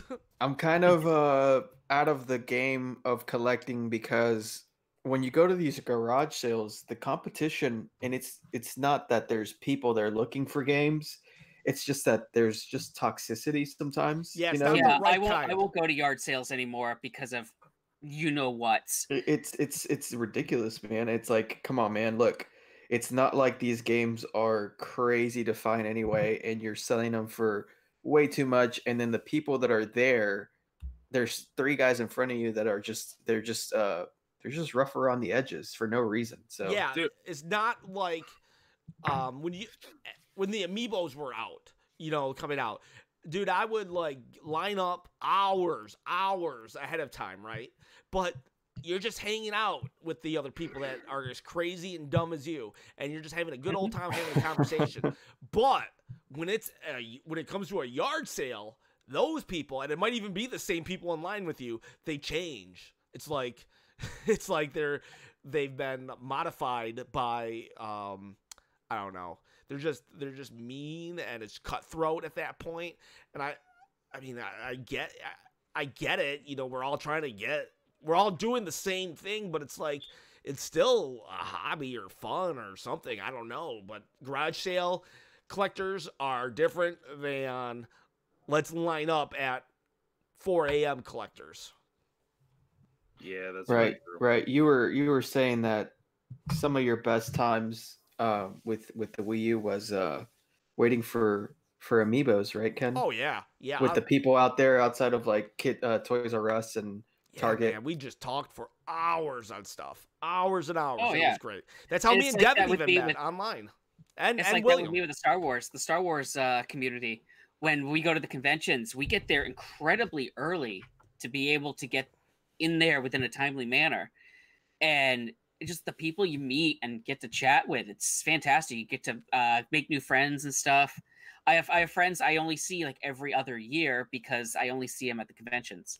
But at a garage sale, nobody wants to talk to you because everybody wants to find either Earthbound complete so they can show it off online, or they want to snag their copy of Burger Time so they can quadruple the sale and make $8. It's just like, dude, come on. There's one version of it I'm still trying to get, and that was for the Aquarius. The Aquarius? Like, yeah. What's the Aquarius? It was a computer done by Mattel. So are you trying to get like every game system there is? Well, Burger Time specifically, I'm trying to get every version. Why? The first game I ever played. Oh, so, okay. Yeah, it's got a place in my heart. I even want to try to get the actual arcade machine. Nice. Are you ever gonna, if you get it, are you gonna bust out your Aquarius and play it on it? If I can get an Aquarius, there was an auction for one that I almost won. How much?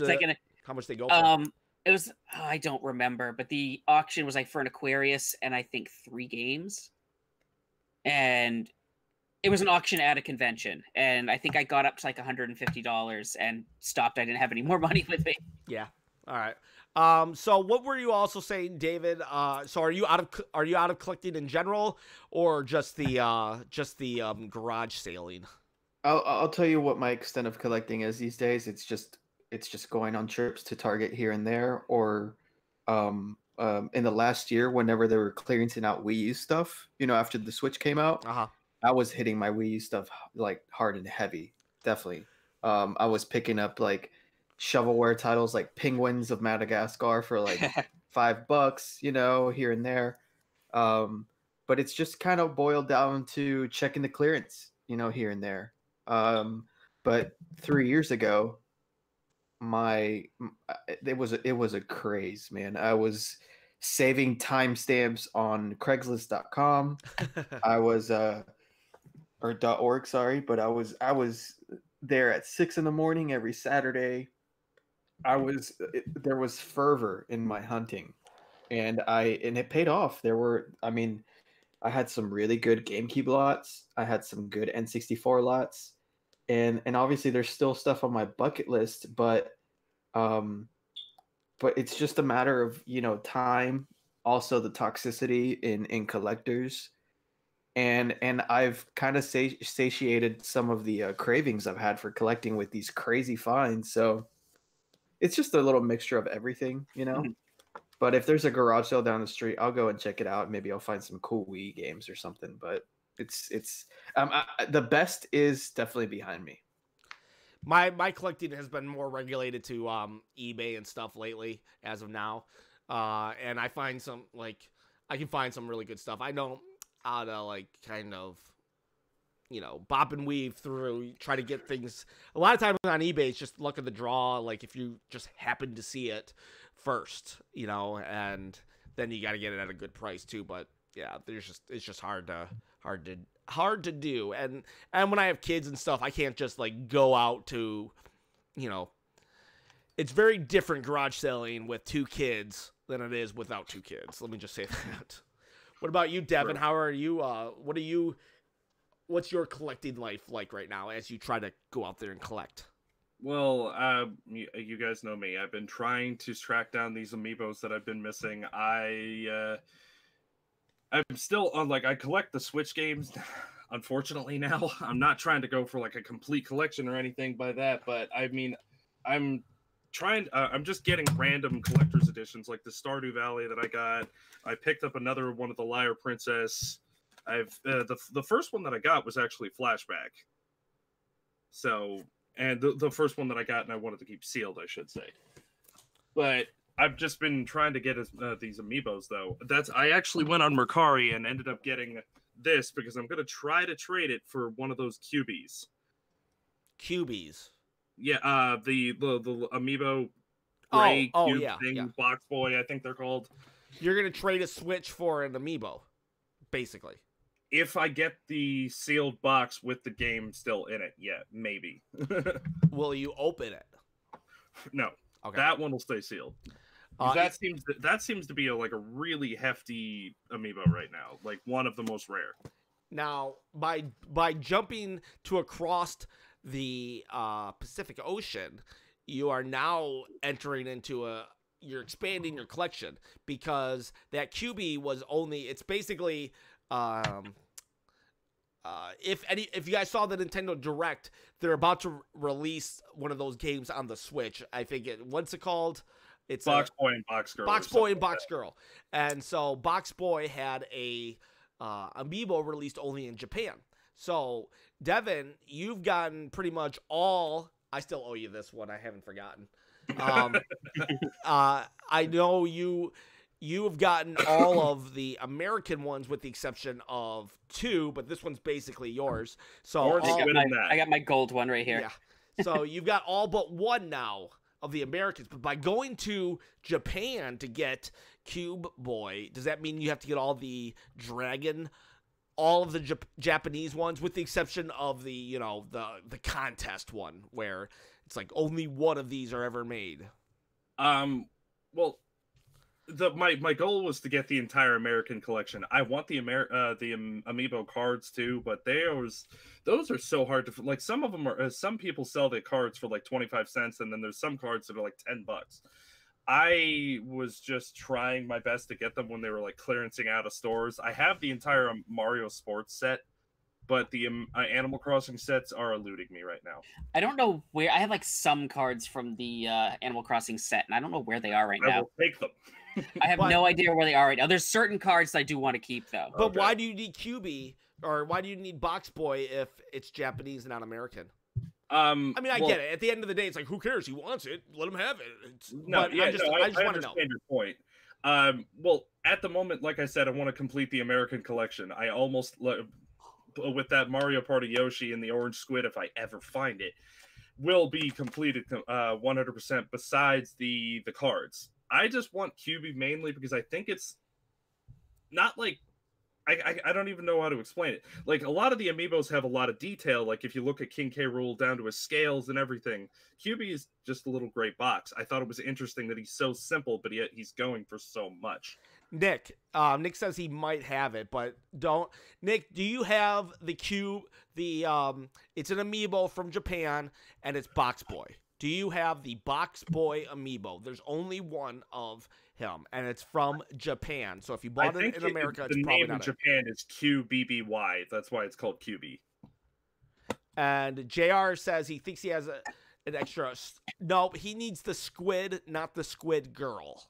Yeah, I need just the orange squid itself. I have every other one. Whoa, that Box Boy amiibo looks awesome. I love that box. Yeah. I mean sorry, I love the casing of it. Yeah, I do too. One thing I actually really got into collecting, I don't know if I've ever told you guys, I got into CRT collecting. CRTA, what's that?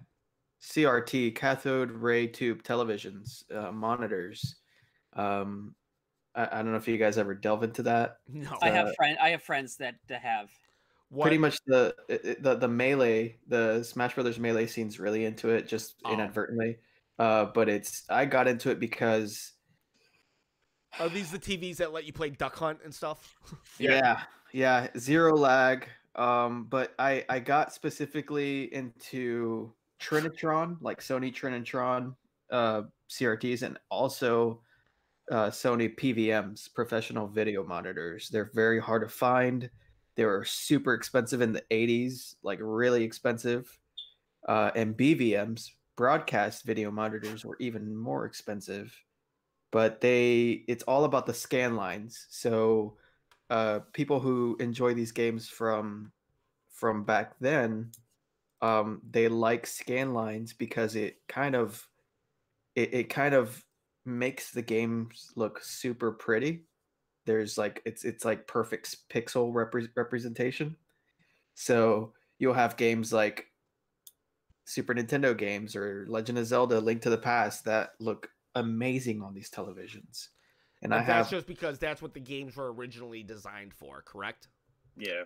Yes, and no. I mean, they didn't design the games for like professional video monitors in mind, but these make the games look amazing. Just happenstance, you know what I mean? So and some people go after them for arcade machines to replace the monitors that were in their arcade machines. Okay.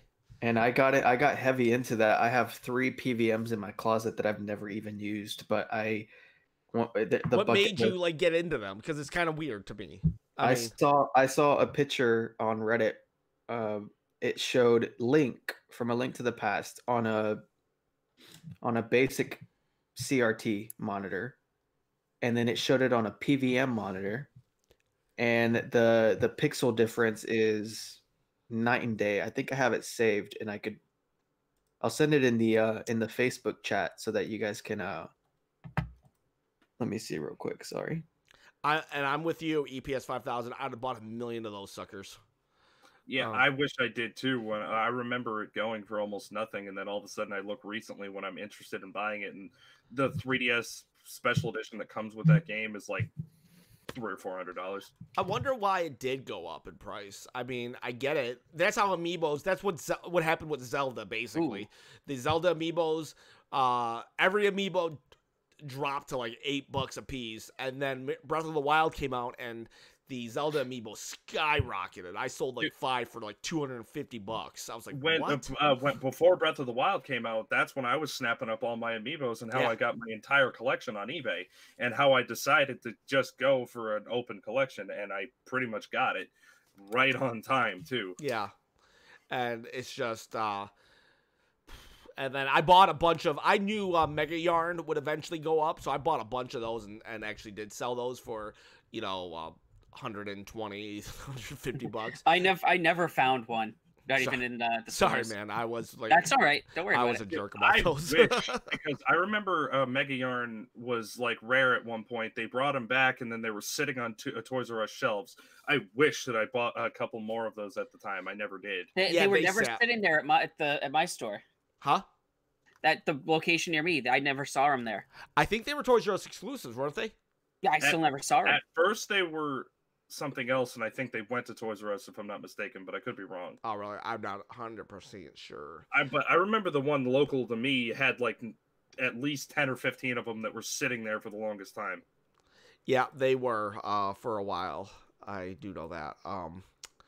But I wanted a Mega Yarn, never was able to get one. And I sent you guys the picture if you guys want to know what I'm talking about. Just as I saw it, yeah.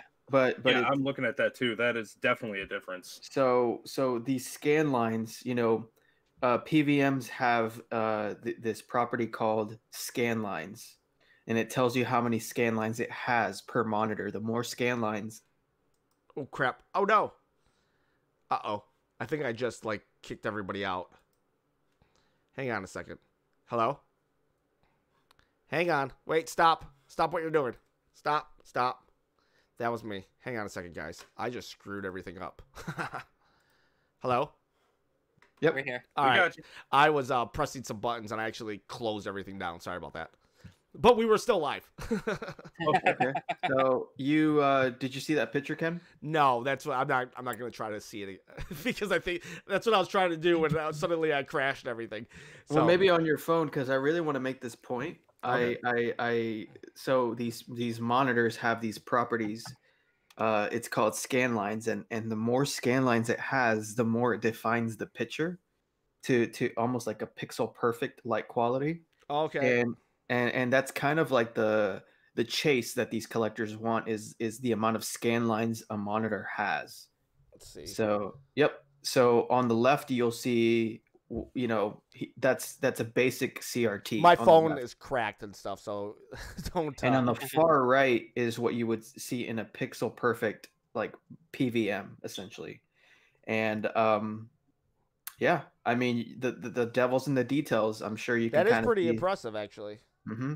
And the colors are richer, it's nicer, and that's kind of I wanted to emulate that, so I bought 3, and I found these all in my hometown of Garland, Texas, in some warehouse. I literally went door to door to these warehouses because Garland has a bunch of a lot of film executives kind of invested in this area a long time ago. And there's a lot of warehouses with film equipment, and I would just go on a whim just go from warehouse to warehouse and say, hey, you guys have any of these type of monitors? And one day I just struck gold with this guy. Nice. And he's like, I have 3 of these, and he sold them to me for like $60 a piece, which is a great price. Yeah. So. Yeah. Did you ever play any of the games on it? No, because they need special connectors from the UK. They're called BNC connectors. Yeah. Mm-hmm. And I haven't ordered them. So maybe Spen Catron. He's from the UK. Maybe he can hook you up. Maybe, yeah.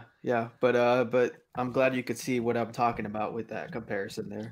Nick says he can't find his box boy if he has it, so he'll keep you posted. Just let me know, Nick. I have Nick on Facebook. Oh, okay, cool. Yeah. And then so let's see. We got about 20 minutes left, right, guys? What time is it? Okay, so it's now 20 minutes left. So what should? Oh man, I gotta start writing the topic down. I have like ideas and then I just forget them, and a lot of times we just go off the cuff so much that I don't even think about it.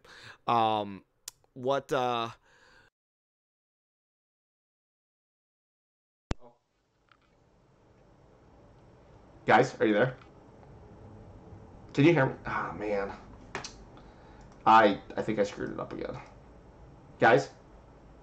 Uh-oh. Oh, stop. Crap. I think I screwed it up again, everybody. Can you guys talk for me? What did I do?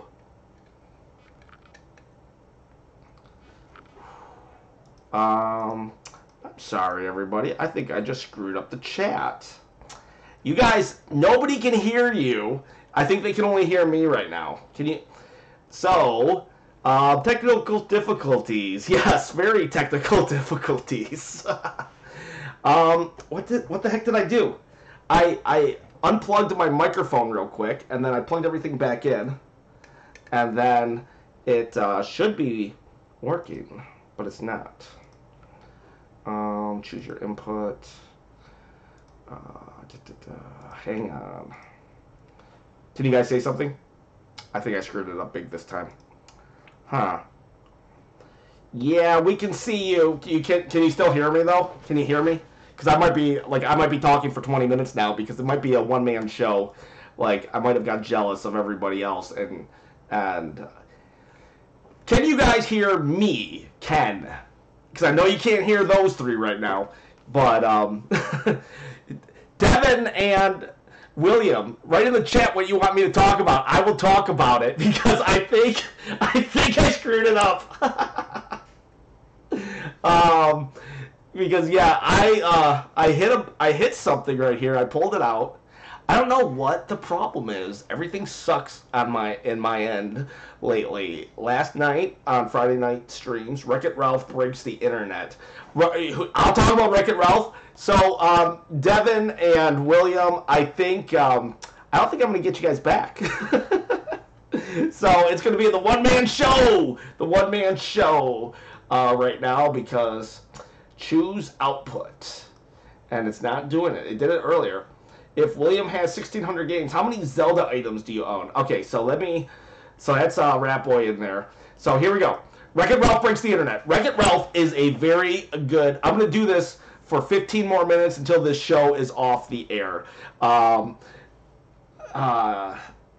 I screwed up the other guys. So Wreck-It Ralph is very good. It is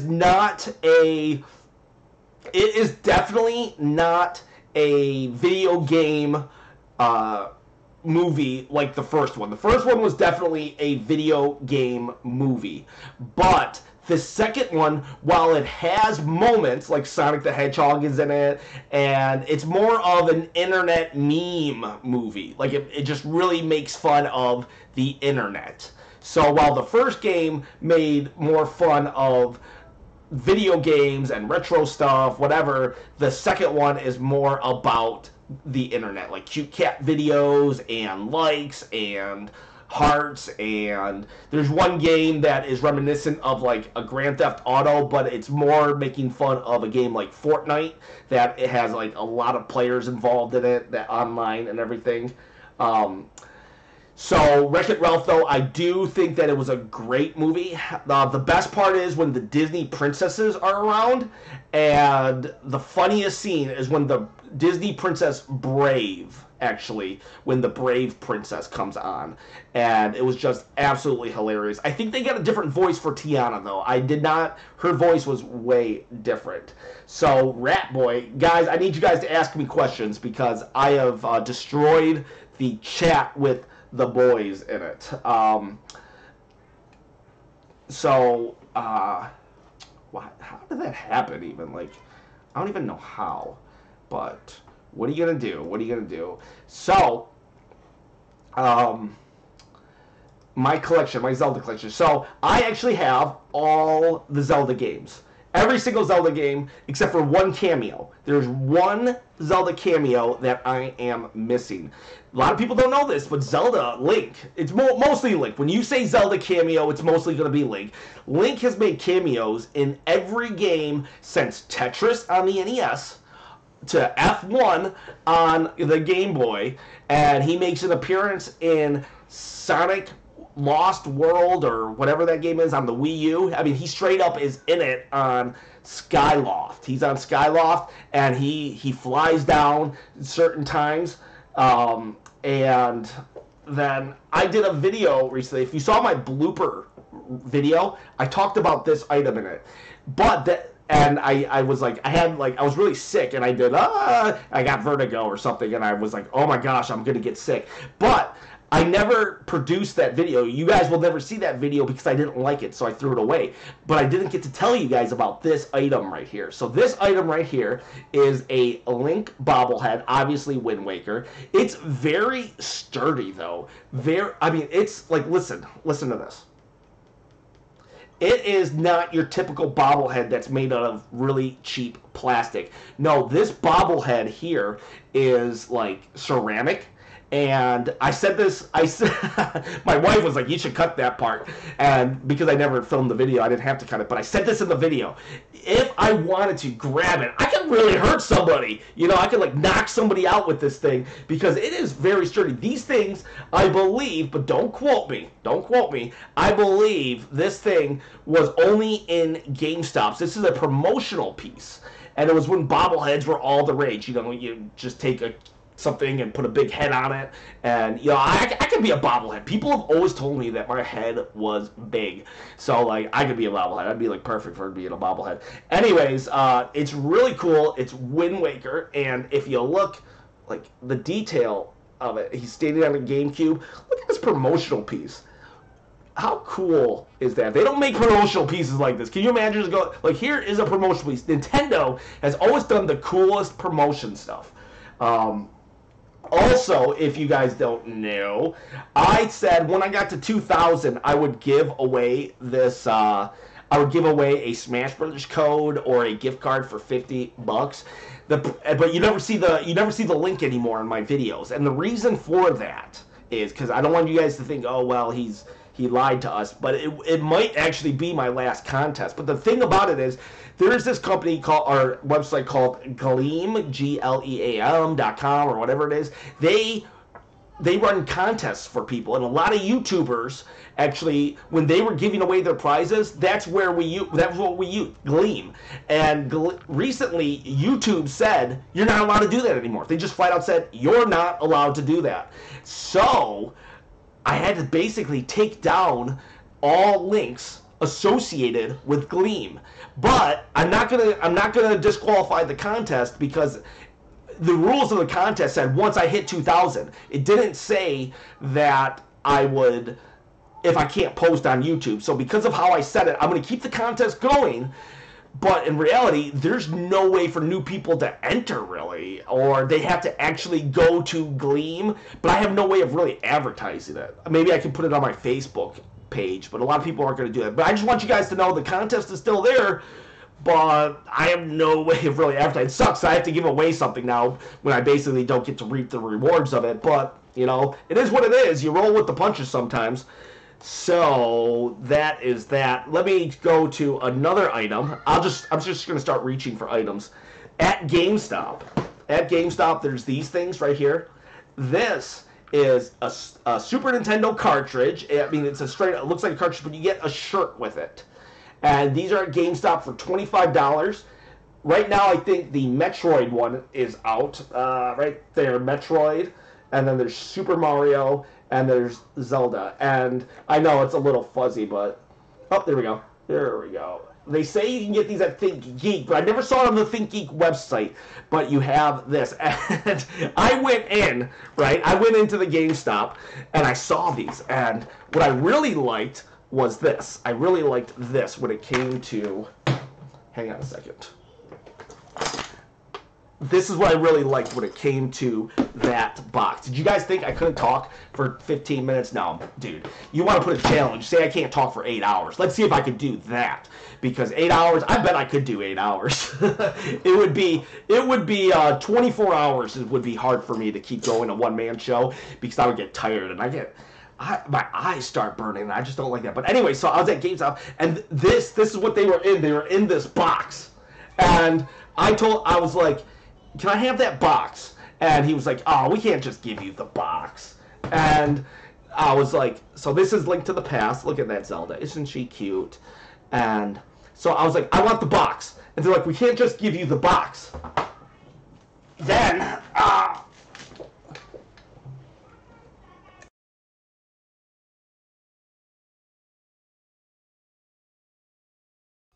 Don't worry, I'm still here.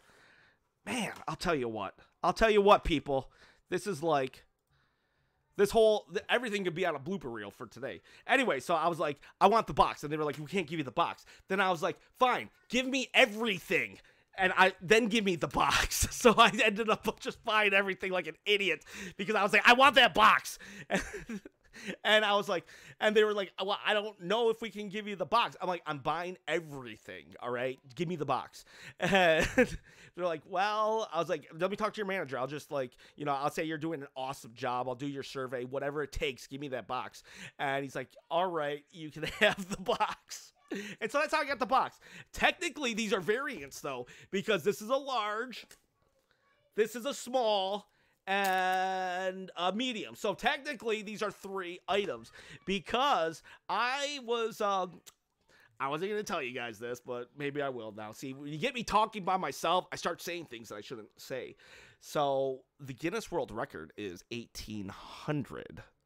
Should I go for the Guinness World Record? I don't know. The Queen actually watches my channel of Zelda items, and she is from Norway, I believe. And I thought to myself, maybe I should go for the channel because I did a video where I showcased like 500 of my Zelda items. And I know I at least have 500 more after that. But do I have 1,800? Can I do 1,800? I don't think so. I don't think so. It seems like I should be able to because just video games alone, I have about 100 versions of Zelda games. There are 19 Zelda games in the actual core Zelda line, but then you got also the CDI games, which adds 3. And then there's the variants. And I'm just talking American variants. I don't really do much. You know what? I haven't even looked at the chat.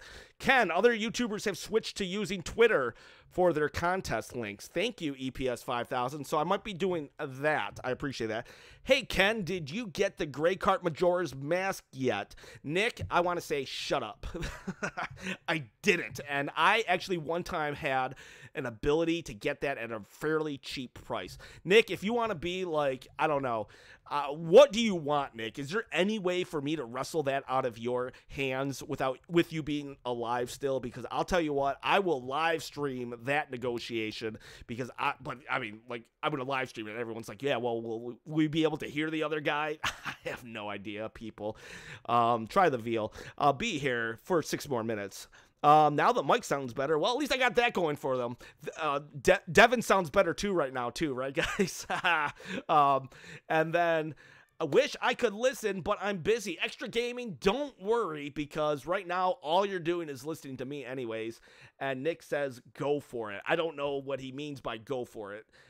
Because I am just reading these comments now when I've been talking for a while. Your Zelda collection makes mine look tiny. Hey, man, don't ever feel like this is a competition. Get your stuff and enjoy your stuff. It doesn't matter if I have a billion things. It's probably because I'm sick in the head, honestly. I should be spending this money on something else. You know, donuts. Nah, I wouldn't spend it on donuts. What would I spend it on? What would I spend this money on if I didn't collect Zelda? Probably Mario.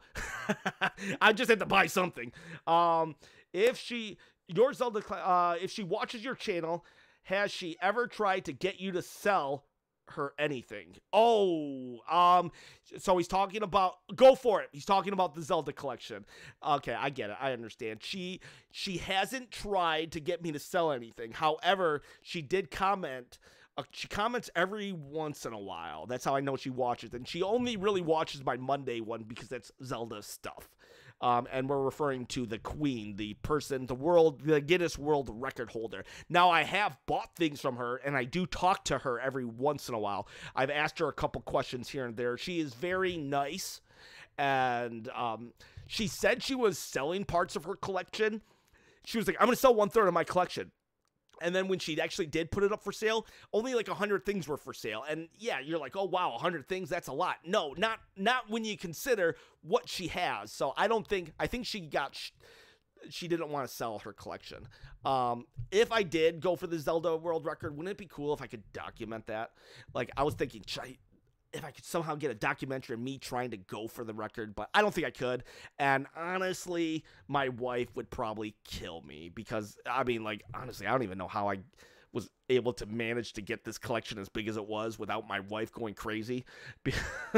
But, because she's not a collector, she just doesn't collect. I'm not saying that in a bad way, like, oh my gosh, my wife, the ball and chain. No, she's just not a collector. And so when you're dating or married to someone who doesn't quite get why you're so obsessed with something, it's a little harder to get, because you share your money. So it's harder to get them to. But honestly, I think the YouTube channel has helped her accept it. I definitely scapegoat this channel more now. Like, oh, I had to get it for the channel, babe. I had to get it for the channel. And she just kind of like, she like gives me the eye and then she just like drops it. And I totally do that though. If it wasn't for this channel, I probably wouldn't have a lot of this stuff. Like those shirts, for example. I was like, oh, it would be great to have these for the shirts. And like, I'll tell her sometimes like, I'll just do a giveaway. And then, I forget about the giveaway. Look at this thing. I didn't explain this that well on the last Mail Call Monday. And sometimes I'll open something on a Mail Call Monday and I'll vaguely remember the details of it and I'll say it and then I'll just put it off to the side. And then I'm like, ah, crap, I should have said this during the editing process. But what this is like a waterbed mouse pad. This is from Zelda HD, so that means it's the Wii U version, but this actually had water in it, and you would be using your mouse pad with water over a computer. That's not a bad idea. But anyways, if you look at it, let me see if I can find some of the stuff. See these things? These are not attached. Let me see if I can get them to move. Did they move? Did they move at all? Well, anyways, these are floating. Those things should be floating around inside this mouse pad as I go like this. I have no idea where this came from. There is this dude in California who was selling a ton of his collection to buy a house. Loser, right? Am I right? Selling his collection to buy a house. Anyway, so I just basically started for a minute there. He would not budge on anything, but then as time wore on, I bet he really started wanting this house and getting on with his life. So I started like, I'll give you $5 for this, I'll give you $10 for that. I basically started dropping, like, he would ask for something and I would offer him half. And then if he didn't accept that offer the first time, I would offer him half of that half. And he just started accepting my offers. I got so much stuff from that guy. It was insane. And I don't say this. The Mario Sunshine Beach Towel is an odd promotional item. Did I get that? I don't know. Sometimes I get some things just for trade bait. And if I ever sold my gray cart, it would only be to you. Well, let's make it happen then, Nick. And you wouldn't have to worry about how it's shipped because I would hand deliver it just to be on the show. Dude, you want to be on the show that bad? I will drive out to you to get that gray cart. I'll tell you what, that gray cart is one of, it might be number 4, actually, on my top 5. I usually name my top 3 items that I want, which is the Zelda Wind Waker Scroll, the yellow cart, and then a gold-plated Game Boy Advance that might not even exist from England that is one of 6 in a contest.